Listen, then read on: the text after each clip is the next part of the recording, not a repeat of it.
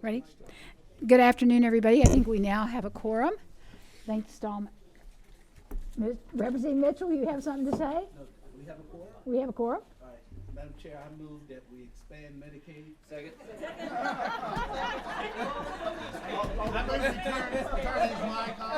Well played. Well played. Well,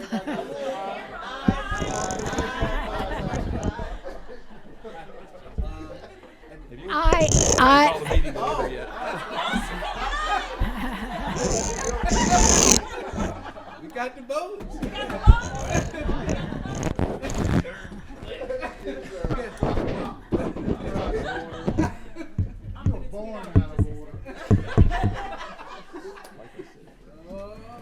Representative, I believe that such a motion would be redundant since I believe we are already in the process of asking for a waiver to expand Medicaid. No. Rumble, rumble. In a Georgia way, so. All right, I could pretend I didn't hear that. You can tell for the audience that we are all getting a little giddy. It's getting close to crossover day, and things are a little crazy. Can we say just a little crazy here? Okay, let's get started. Representative Gaines, I think I promised you that you'd go first. You have another meeting, and this will be for House Bill 1094. Everybody will pull that one from their folder.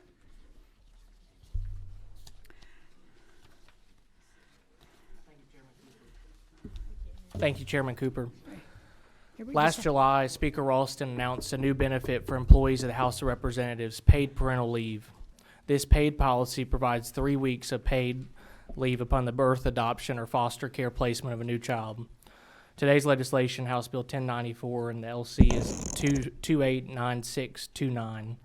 Today's legislation will ensure 3 weeks of paid parental leave for all state employees.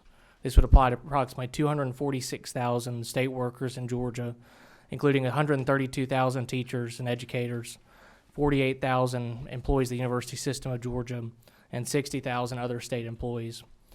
We must remain competitive with the private sector and keep our best and brightest employees. Other states are beginning to offer this benefit, and President Trump and Ivanka Trump have led on this issue at the federal level, offering paid parental leave for all federal employees. I'm especially proud to be carrying this legislation today because of my hometown, Athens. With the University of Georgia, our local school systems, and thousands of other state employees, this legislation is going to directly impact the lives of so many constituents who are starting families in my district. Any financial impact would be realized when they separate or retire and should be negligible. Again, to highlight the specifics, it's 3 weeks of paid parental leave upon birth, adoption, or foster care placement applicable to parents regardless of gender, and this covers all 246,000 full-time state employees and does not impact employee rights under any FMLA policy. I'd be happy to answer any questions. Okay, questions for the representative?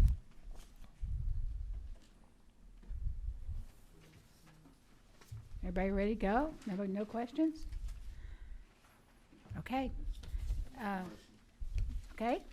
You're recognized for the motion. Move to pass. Okay, we've got a motion to pass, and we've got a motion and a second. Any further discussion? Is there anybody in the audience that would like to speak? Okay, go ahead. Thank you, Identify Madam Chair, yourself. members of the committee. Joshua Evans of Georgia Life Alliance. We just wanted to make sure we stated for the record that this is the kind of leadership that we expect out of our legislature. If 1 year we're going to take powerful steps to protect life in the womb, it is incumbent upon us to make sure we are protecting life and ensuring we have healthy communities for our families to live and thrive in Georgia, regardless of the age, whether in the womb or out of the womb. Georgia Life Alliance supports this legislation and asks your favorable consideration. Thank you for those comments. As you know, we've had several discussions. One of my major concerns is what happens after a baby is born in the state's willingness to put funds toward improving their lives from the minute they're born on through their development stage, and that we do what we can to assist them in having a healthy childhood and growing up and trying to meet their needs. So thank you for the comments. Yes, Madam Chair, thank you for your support. Thank you, Representative Gaines, very much. Thank you. Oh, Representative Fry, you got a question? Sorry. Thank you, Madam Chair. Not really a question, but a statement. I appreciate you saying that, and I really want to hold you to that. Because as we, as legislators, make decisions daily about food security, education, and any sort of thing that we come up with up here, I will expect you to be right there with us, whether it's Republican policy or Democrat policy, protecting the children and the young that are alive in this state. And I appreciate you saying that. Thank you, ma'am. Thank you, Madam Chair, if I may. You may. Indulge me. Thank you, Madam Chair. I appreciate that, and our organization, Georgia Life Alliance, is a firm believer that Georgia needs to build a culture that respects life. And that conversation doesn't end with banning abortion or any medical procedure. It extends from the moment of fertilization to the moment of natural death. That means parental leave in the state of Georgia. It means ending the shackling of pregnant inmates, which we supported Madam Chair's leadership on that last session. It means ensuring parental rights for terminally ill patients in Simon's Law, SB 108. It also means things like reasonable accommodations for pregnant workers in Georgia, foster and adoption reform, and all the many conversations we'll continue to have on both sides of the aisle to make sure Georgia is a state that truly does value all life. And I appreciate your support for measures like this. Thank you, sir. Thank you. Anybody else? Okay. Thank you, Madam And I would add to that, Representative Fry, that there's been a major attitude change with their association compared to some of the other associations that we've had to deal with in the future. And I am greatly appreciative of those changes and willingness to work on many issues that affect our families and our children in the state. So thank you for that. Okay, so we're ready for anybody else wish to speak. Okay, I have a motion do pass and a second. Everybody in favor of the passage of House Bill 1094, LC 289629, say aye. Anyone opposed? No. The ayes have it. Thank you. Okay. Representative Silcox. Oh, wait a minute. Deborah, wait a minute. Excuse me.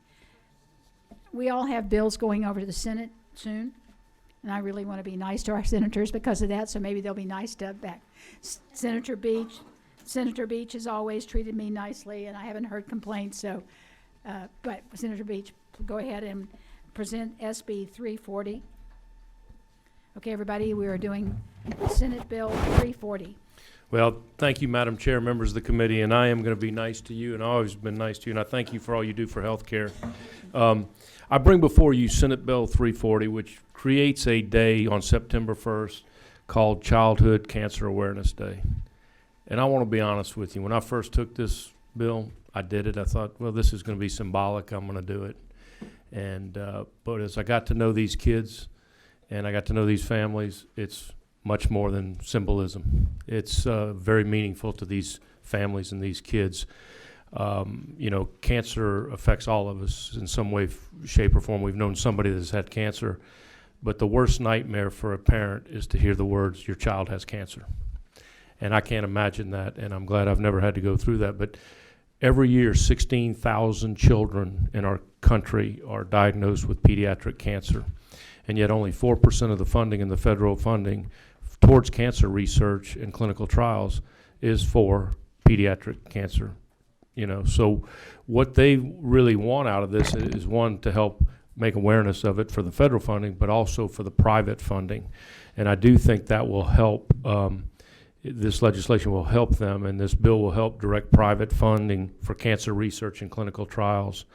And I believe Georgia's ready to be gold strong, and I would ask for your support of this legislation. And if there are no further questions, I'd ask for your continued support on this. Thank you very much. Okay, questions for the senator? Right. No questions? All right, so the committee, I have a motion that do pass. May I share something? I believe it's quite appropriate that Deborah make, is it okay? Make the motion because she is a survivor of childhood cancer, and we are very thankful that she had the best of care and has survived her cancer, and her family We are very support. grateful.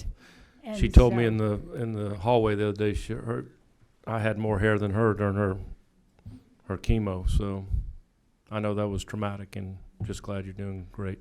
So, I mean, amongst us, I think we, probably all maybe know somebody or a family that has suffered through this, or even one of our colleagues that hasn't shared their stories, as we often, don't tell people what has happened to us.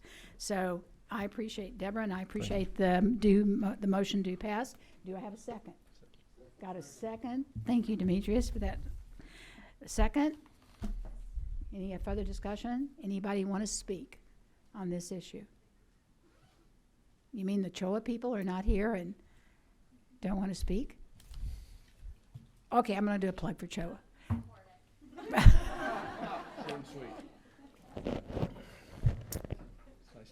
This is going out over the internet. I'm trying to give CHOA, our children's hospital, a big plug. And so, yeah, they do a great job at our children's hospital here. It's ever expanding.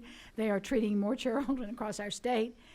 We are very fortunate. We also have a pediatric children's hospital in Augusta, and I believe there is just a new facility thanks to a very, very kind and wealthy donor that they will have a pediatric children's hospital in the Macon area medical system. So we are very fortunate to have those.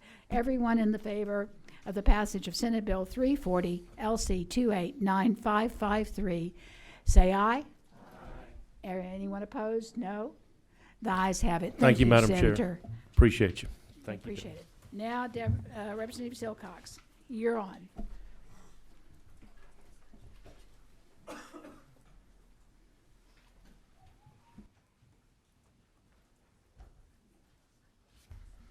Well, I'll do it. Where is it? Thank you, Madam Chair. I bring to the committee this afternoon LC 500076, House Bill 1090. And the proposition here is very simple. It really is to, number one, encourage women to breastfeed if they've recently given birth, but also to accommodate those women at work if it's reasonable. It does not require employer to provide space, but if it is reasonable, that the employer provide a private space and give that worker a break from work to be able to do that. Since we know that the benefits to the child are so great, if a woman can breastfeed, the baby receives a lot more immunity and ability to combat illness through that breast milk than she would if she fed the baby just with formula. So would encourage y'all to favorably consider this bill. Okay, questions for the representative? Representative Schofield. I have a relative that had some questions on the bill, and her experience has been she has a sales position, and she doesn't travel often. It's just sometimes that she has to be, for the company. But what happened was they were telling her that she almost had to try to double pump because they were not going to ship her milk home or make any kind of accommodations on that. Does this bill address that? It does kind of indirectly, because if you look at lines 34 through 37, it does say that an employee can provide their own cold storage device, and that would be what I would encourage her to do is bring her own cold storage device so she can do that appropriately at the appropriate time. Okay, thank you. Okay. Representative Sharper. Boy, you're brave, Representative Sharper. Oh, thank you, Madam Chair. Asking questions on breastfeeding. I think, okay, good. Well, only because our guys I have 4 children. shy away from it. But other than that, Right. But I support that 100%, so it can be healthy. Line 26. Can you just read that and make sure that is totally correct in the Right. way that the reading of it is? Right. It just says, I'll start with line 25 because that's kind of the beginning of the sentence there. Right. To the extent reasonably possible, the employer shall provide a private location other than a toilet stall where such employee can express the employee's breast milk in privacy during any period away from the employee's assigned duties. Okay. And does that sound okay to everybody? I mean, that looks It- good. Well, The language, is the language I know, let's exactly ask what- our legal counsel.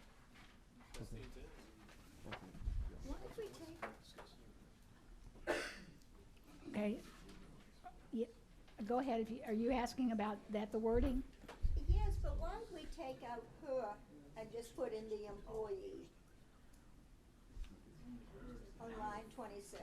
Do you know of any males that are gonna be pumping breast milk? That's the reason I wanna know why we put the employee and took out her. I'm Just picking, come up with I'm that. playing with you. but I don't think that changes the meaning of the bill, Representative Henson. It doesn't change the reason. Okay, Okay. is it okay? Yeah, we're good. We're good. Okay. Representative LaHood. Oh, brave soul. Thank you, Representative Silcox. Thank you, Madam Chair. Just as an employer, I just wanted to ask a question. Sure. Could you explain to us what is the existing requirement of an employer for a My someone who's understanding is there's not a requirement at all now to provide a place for a woman to pump breast milk. So I think this is a step in the right direction. It's not requiring an employer to provide that space, but if it is reasonable and it's possible, I think this is probably the best we can do to put this in law and suggest this as a positive step for better health for the babies in our state.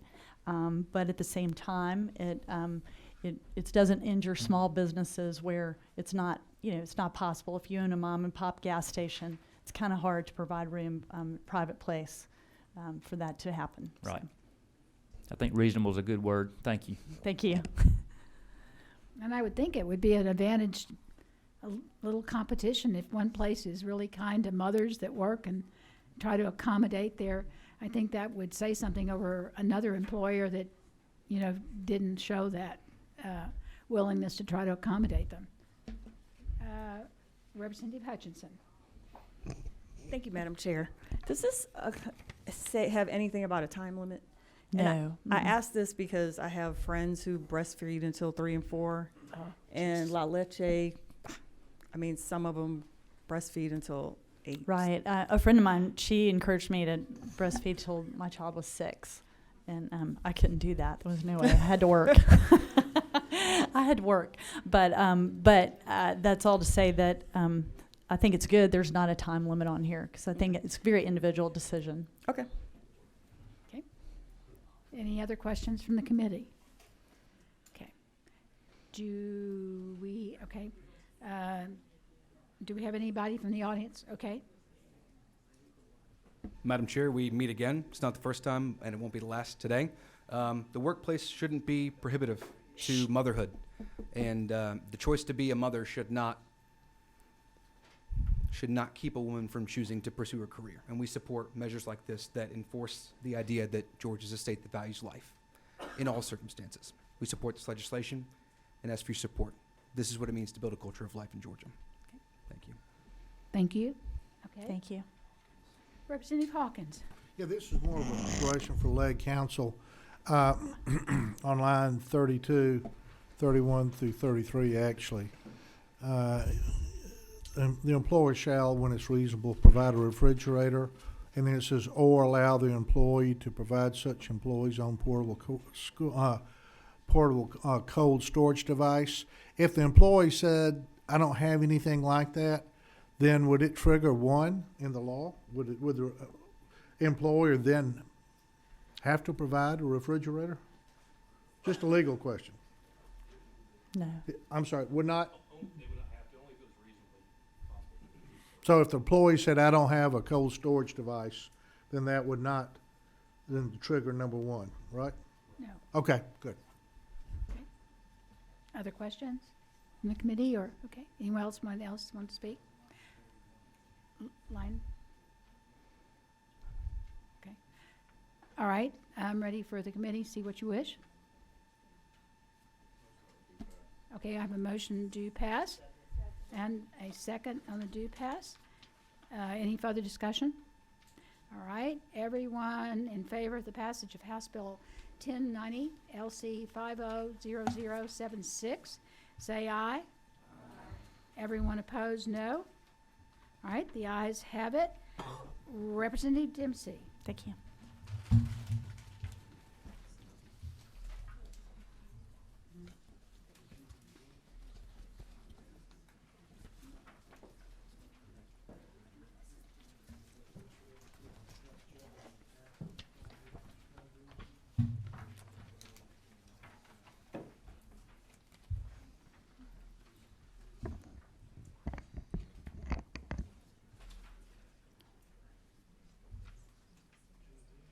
Oh, sorry, go ahead. No, I just wanted to make sure that you were ready. Thank you, Madam Chairman and members of the committee. I bring you today House Resolution 1280. It is LC 338130. And Emily Jones with the Department of Public Health is here with me, especially if we have any intense questions on this measure. But I think that also each of you have a fact sheet right now on lead poisoning that is really important to take a moment to look at.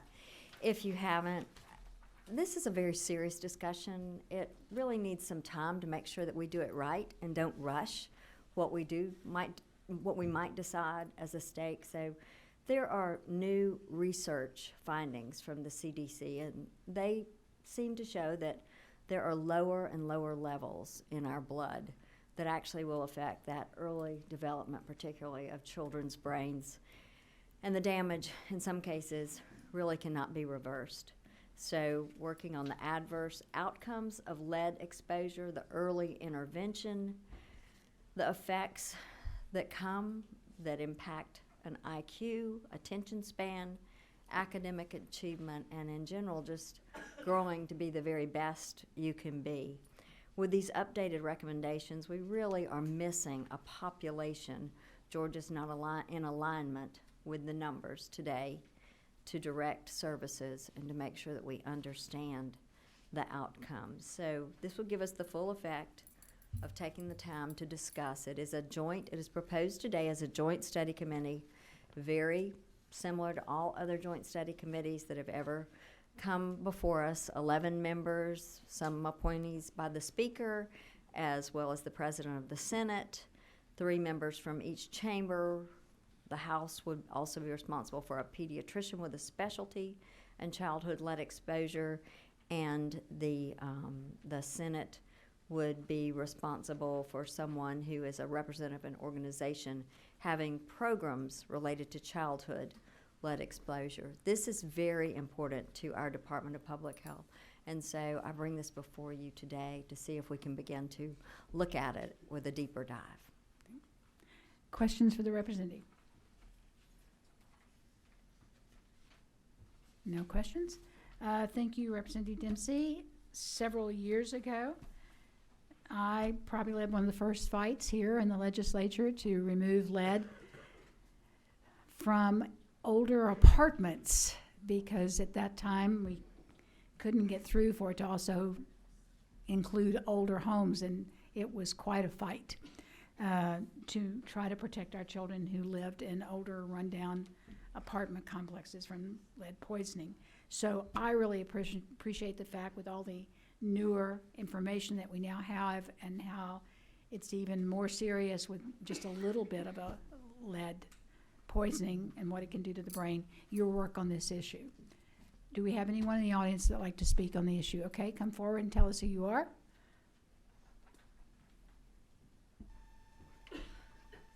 And Elizabeth is a champion for children. I will thank you once again for all the help that you helped me with last year, all the trauma you gave me last year as we went after slum landlords, landlords that were having their tenants live with mold and rats and all sorts of insects and all that was affecting our children's health and their ability to go to school and succeed.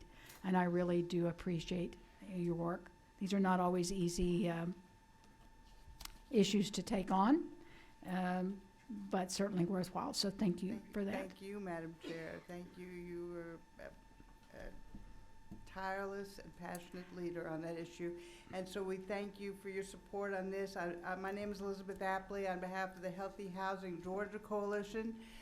We strongly support HR 1280 and the Department of Public Health's leadership and Chairman Dempsey's leadership in addressing this critical issue.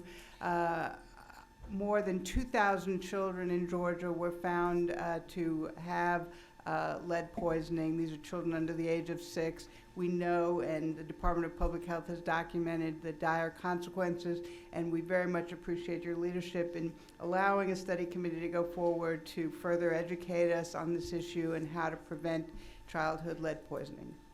Thank you. Anyone else like to speak on the issue? Okay.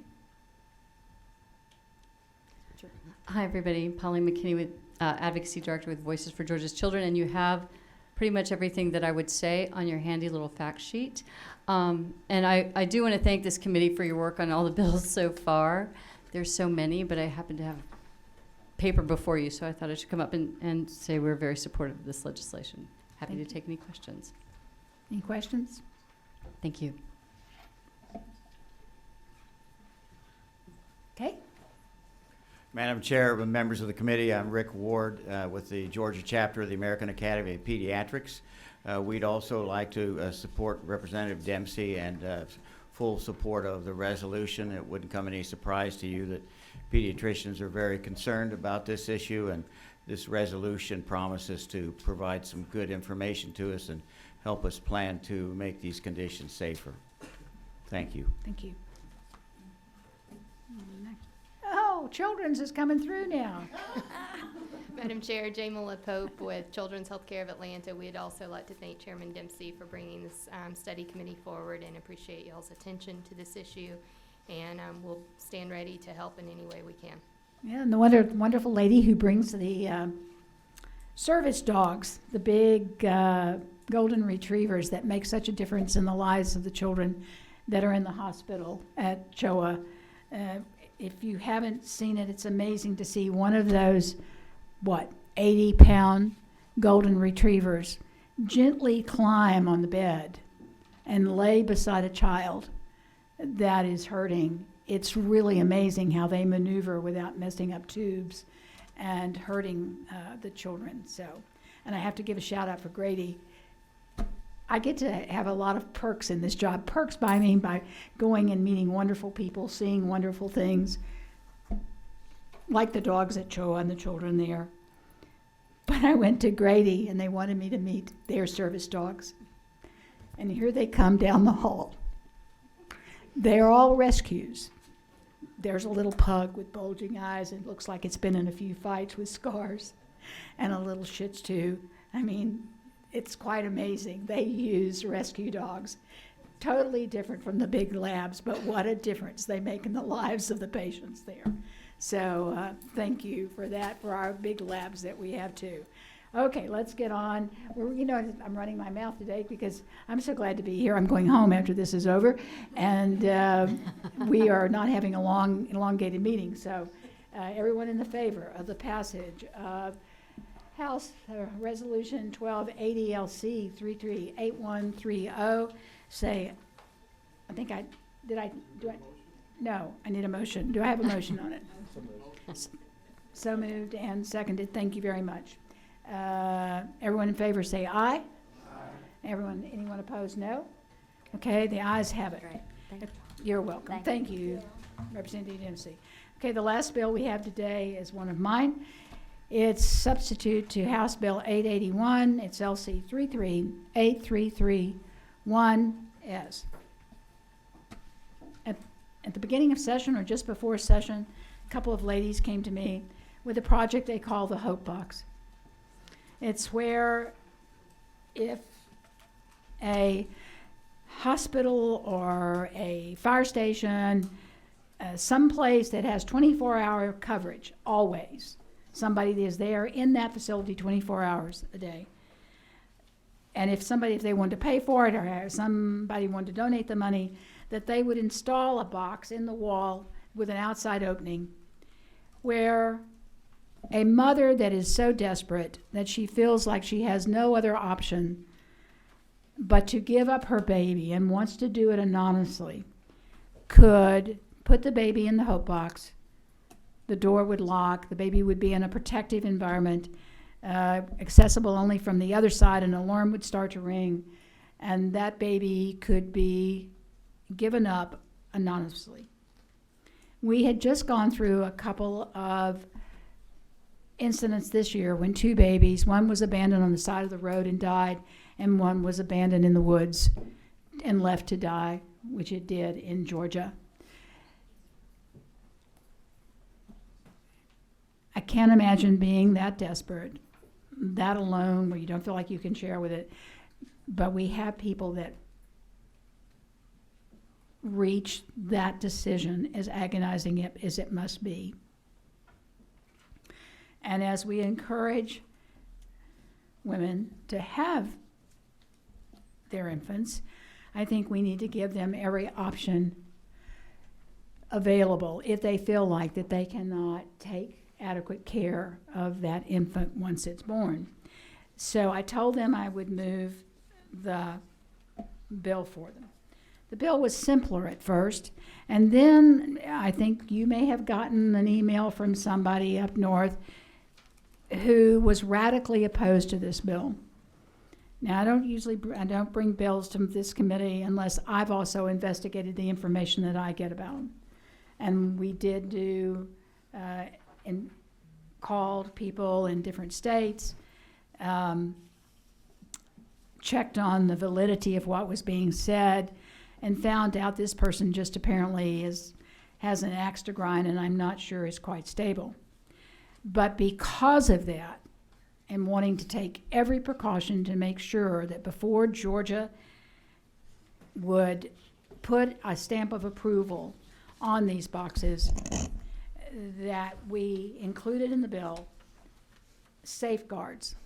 And how that was decided that we would do that would to have a committee composed of department heads that would establish the regs and would study this issue, and by December 31st of 2020 come back to us with their recommendations, and that they would look into the current laws, the functional requirements for the newborn safety incubators to ensure safety, the qualifications for somebody to install these boxes to make sure that they would be put in right. That type of thing. Procedures for enforcement and remedies for violation for failure to comply with the requirements governing the newborn safety incubators. So they would look at all these issues and make their recommendations and come back to us by the end of December. And if the recommendations were positive, then we would, the new legislature could move forward with a bill to instigate the production of such boxes if they were warranted. That is what the bill is about, and I'll be glad to answer any questions that anybody has about the bills. Right. Go ahead, Representative Newton. Madam Chair, I just, I'm not real familiar with this bill, but I can tell you I really appreciate your investigating that and pointing out that at a child at such a vulnerable time, that is not something you want to go into. And, you know, we all see the changing tables installed sometimes after the fact. Nobody knows if the walls are supposed to be reinforced behind them. But, you know, obviously you certainly want to do no harm. And I appreciate you having the foresight to recognize that systems may change, something that's available today, something different may be available tomorrow. But at this time, I mean, I think that there's a great effort to make sure that an abundance of caution before going forward with something, and I just thank you for the bill. I think it just gives us another option. I think the mothers that tend to maybe want to to give up their babies and feel like they can't face anyone knowing about it, they tend to be younger and feel like they have less support, don't want their parents to know for various reasons of what's happening to go in their life. I missed a friend in college. you know, they say we base what we do in this legislature on our experiences, and I had a good friend, and you know, but in college you get busy with classes, and I hadn't seen her for about a month, and all of a sudden I get a call, and of course I was already a nurse, and the call comes through from a Florence Crittington home. Well, I, of course, knew what that's meaning. In the past, that's where a lot of new mothers could go if they wanted to have their babies. They would stay and live in the Florence Crittington home and then give up the baby, and they would get medical care and all. And she admitted to me that she had gotten pregnant with a young man in the Air Force, and was an officer, and he'd moved on, and that she was in this Florence Crittington home. And of course, being a nurse and her being a good friend, I asked if there was any way that I could help. And it's one of those cases, be careful what you ask for, because she said to me, well, my mother and dad don't know. Would you call and tell them where I am and why I'm there? And I will tell you, that was one of the most difficult calls that I've ever made, but the parents were warm and friendly and supportive, and she was very lucky at that. And she had the baby, gave it up, and later married the young man that was the father, and went on to have a good life. And that child later looked her up, and they now have a relationship as an adult. So it has worked out okay in that situation. So I am for giving as many options as I possibly can. Representative Hutchinson. Thank you, Madam Chair. I have two questions. Is this meant to enhance the safe haven law? Yes.